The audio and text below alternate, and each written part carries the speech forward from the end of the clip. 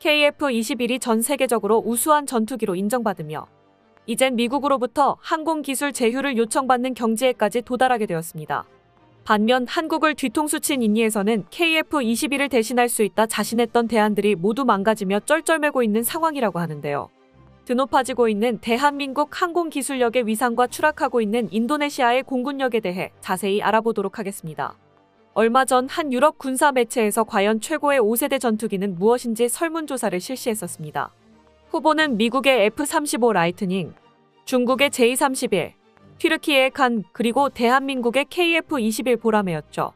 많은 유럽 네티즌들이 해당 설문조사에 참여했고 역시 1위는 미국의 F-35 라이트닝이 차지했습니다. 그리고 2위를 차지한 전투기는 놀랍게도 대한민국의 KF-21 보라매였습니다. 어찌 보면 당연한 결과라고 할 수 있는 것이 나머지 셋 중에서 개발을 완료하고 그 비행 퍼포먼스를 증명해낸 전투기는 KF-21밖에 없었기 때문이죠.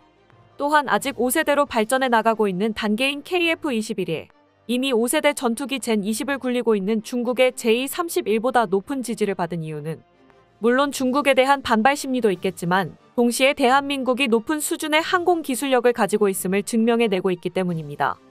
KF-21 개발에 앞서 국산 초음속 전투기 FA-50을 통해 기술력을 증명해낸 한국은 이외에도 각종 항공기 부품, 엔진을 라이센스 생산하며 우수한 품질을 통해 그 생산 능력을 인정받아왔었습니다. 그리고 최근에는 오히려 미국이 한국의 그 생산 능력을 가르쳐달라고 요청하는 일까지 일어났는데요. 전투기 엔진 국산화의 선봉에 서 있는 하나는 새해를 맞아 경남 창원의 가스터빈 엔진 공장의 생산 라인을 2배로 늘리고 엔진의 설계부터 제조까지 100% 국산화를 이루어내겠다는 목표를 세웠습니다. 하나는 지난 45년 동안 면허 생산 방식으로 수많은 전투기용 가스터빈 엔진을 생산해오며 엔진에 대한 노하우를 차곡차곡 쌓아왔습니다. 올해 4월까지 하나의 가스터빈 엔진 누적 생산량이 무려 1만 대를 돌파할 예정이죠. 그 결과 미국 현지 공장 수준의 생산 능력과 기술을 보유하게 되었고 최근에는 원청이라 할 수 있는 미국 제너럴 일렉트릭에서 다른 나라에 있는 제너럴 일렉트릭 협력업체의 제조 기술을 가르쳐줄 수 없겠냐고 부탁할 정도라고 합니다. 오랜 시간 엔진을 면허 생산하며 쌓은 기술력이 이제는 본사보다 낫다고 판단하고 제너럴 일렉트릭에서는 미국에 있던 일부 생산 라인을 아예 창원 공장으로 옮겨 부품 생산을 전적으로 맡기고 있을 정도입니다. 창원 공장이 돌아가지 않는다면 미국의 전투기 생산이 멈춘다는 말이기도 하죠.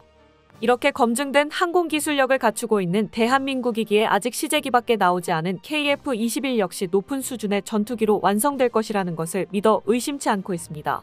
그렇기에 해외 군사 전문가들은 성공이 보장된 KF-21을 버리고 엉뚱한 곳에서 헤매고 있는 인도네시아의 행보를 도저히 이해할 수 없다고 말하고 있습니다.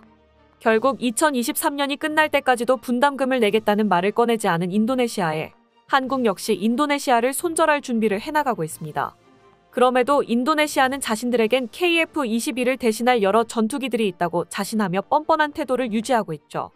그런데 얼마 전 인도네시아에서 믿고 있었던 대안이 도저히 답이 없는 고물이었다는 사실이 드러나며 인도네시아의 공군 강화 프로젝트에 급제동이 걸렸다는 소식이 전해졌습니다. 지난해 인도네시아는 나팔을 도입하며 동시에 중동 카타르에서 중고 전투기 미라주 2012대를 총 7억 9,200만 달러에 도입하는 계약을 체결했다고 발표했었습니다. 그런데 지난 4일 인도네시아 국방부 장관 대변인이 CNN과의 인터뷰에서 재정 여력이 부족해 재무부와 국방부가 미라주 전투기 구입을 연기하기로 결정했다고 발표하며 파장을 불러일으키고 있습니다. 인도네시아 공군 전력을 강화하겠다고 하지만 미라주를 인니 공군에 맞게 개조하려면 비용이 예상치를 초과하기 때문에 재무부에서 계약을 무기한 연기시킨 상황입니다.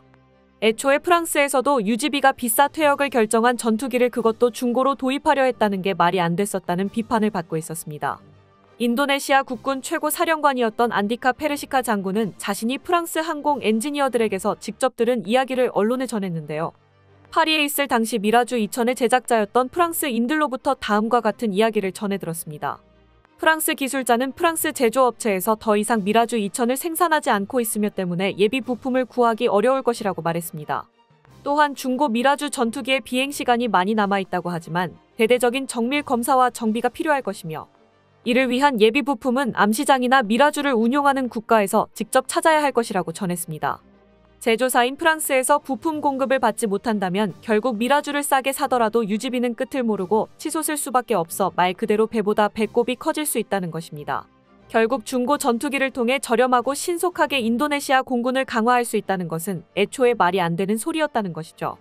또한 이 미라주 중고 도입 계약은 현 국방부 장관이자 차기 대통령 후보 1순위인 프라보어 수비안토 장관이 주도했던 계약으로 당시 조코이 대통령이 중고 무기는 도입하지 말아야 한다는 지시를 내렸었음에도 프라보어 장관이 무시하고 진행시켰다는 이야기가 전해지며 인도네시아 내부에서도 비판의 목소리가 나오고 있습니다. 일각에서는 프라보어가 로비를 받고 계약을 밀어붙였다는 주장이 제기되고 있죠. 결국 경제 규모는 커졌지만 아직은 후진국에서 벗어나지 못한 인도네시아의 부패한 행정 문제가 방산 무기 도입에서도 드러난 것이라고 볼 수 있습니다. 몇몇 인니 군사 전문가들은 지금이라도 한국에 밀린 분담금을 납부하고 다시 KF-21 개발 사업에 합류해야 한다고 주장하고 있지만 아직 인도네시아에는 KF-21보다 믿을 수 있는 전투기들이 많으니 좀 더 지켜봐야 한다고 뻗대고 있는데요. 그런데 얼마 전 인니가 믿었던 보루 하나가 무너져 내렸다는 소식이 전해졌습니다. 자칭 KF-21의 최대 적수라고 주장하는 튀르키예의 5세대 전투기 타이칸. 지난 2022년 3월 시제기를 공개하고 활주로를 택싱하는 모습을 공개했었고 에르도안 대통령은 2023년 안에 시제기의 시험 비행을 실시하겠다고 호언장담했었습니다. 그러나 여태껏 아무런 소식도 전해지지 않다가 2023년이 넘어가기 직전 들려온 소식은 칸 시제기의 시험 비행의 무기한 연기였습니다. 튀르키예의 카이라고 할 수 있는 튀르키예 항공우주산업에서 발표한 바에 따르면 칸의 첫 비행은 2023년 12월 27일로 예정되어 있었습니다. 그러나 시험 비행이 치러져야 할 당일 타이에서는 칸의 첫 비행이 무기한 연기되었다는 소식을 전했습니다. 애초에 항공기의 시험 비행에 대통령이 빠르게 하라 했다는 한마디로 단번에 비행에 성공할 수 있을 정도로 만만한 과정이 아닙니다. 항공기 개발사에 유례가 없을 정도로 빠르게 개발이 이루어졌다는 찬사를 들은 KF-21 보라매의 경우에도 2015년 KF-21 개발을 위한 한국형 전투기 사업단을 신설하고 본격적인 개발에 착수해 2022년 7월 19일 첫 시험 비행에 성공하기까지 7년이라는 시간이 걸렸었습니다.